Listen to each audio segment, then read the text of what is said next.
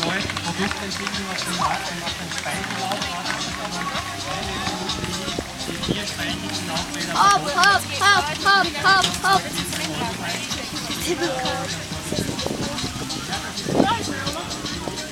Der nächste ist der Bart. Ja, zwischen zwei. Ba, ba, ba, ba, ba, ba, ba, ba, ba, Ja, hey, immer! Ja.